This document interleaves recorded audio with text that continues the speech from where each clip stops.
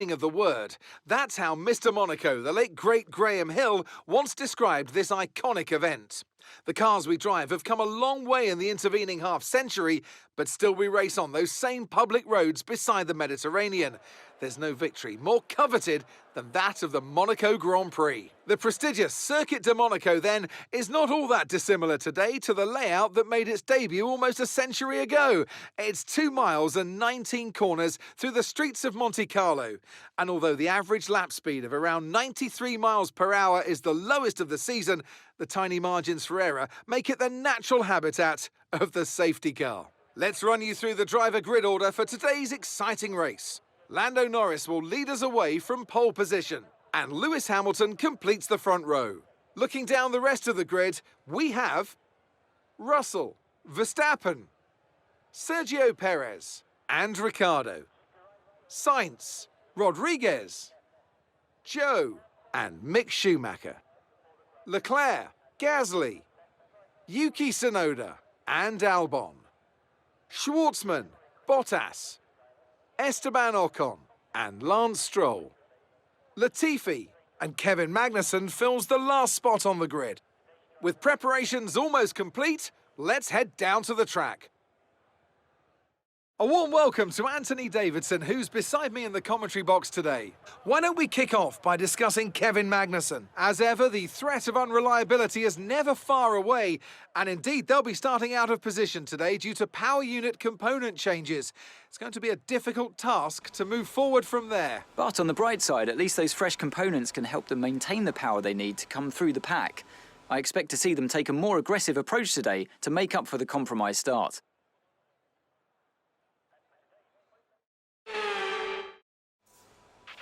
After the points finished last race, let's aim to keep that momentum going.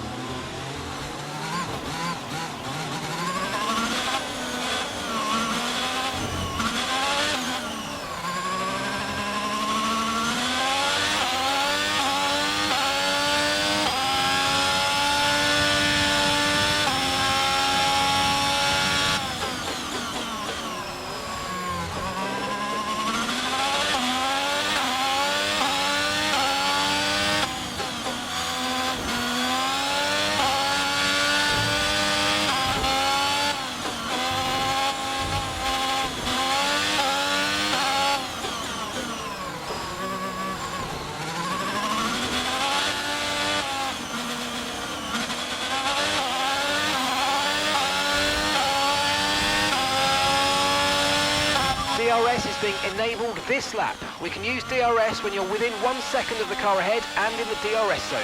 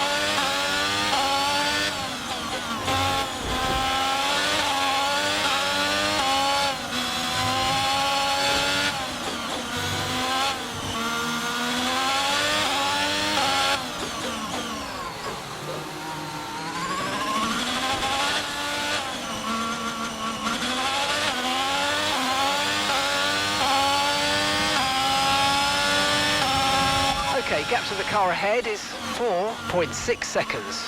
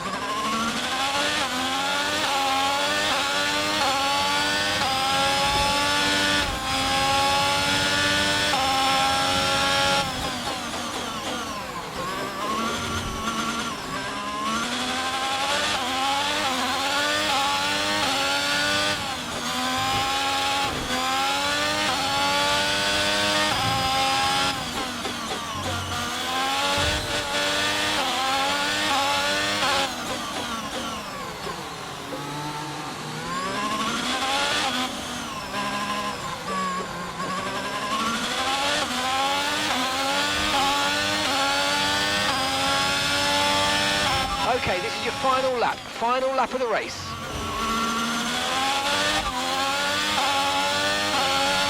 That's P5, you're in P5. Verstappen's ahead of you, and gap to the car in front is 8.9 seconds. They're on fresh softs. Perez is behind you.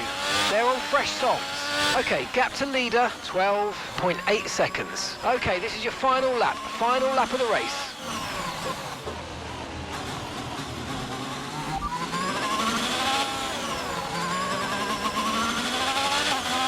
Gap to your teammate behind is 2.6 seconds. They're on fresh softs. They're in 12th. Your last lap time was a 1:19.6.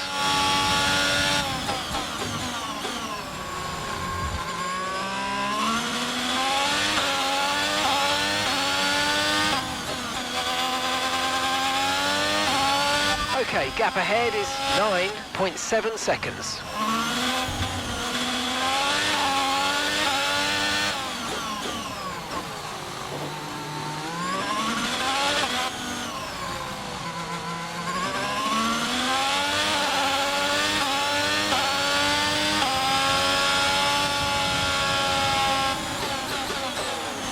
All right, race over. Take care of the car on the way in.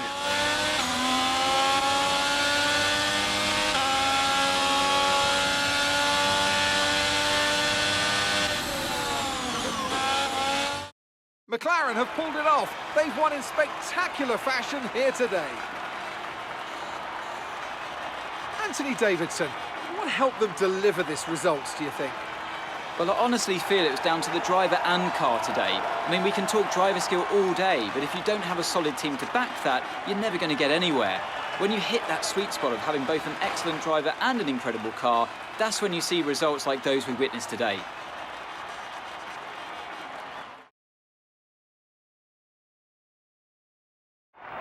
And look at that, they're making their way out onto the podium now.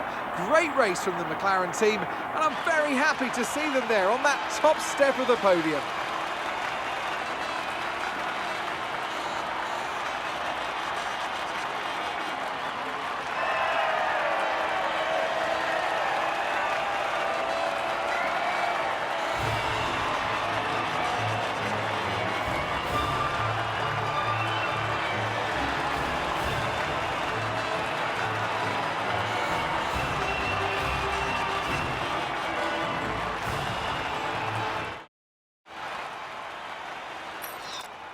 And now let's take a look at the driver's standings. This result then narrows the gap between our championship leader and the rest of the standings. Some amazing talent out on the track today.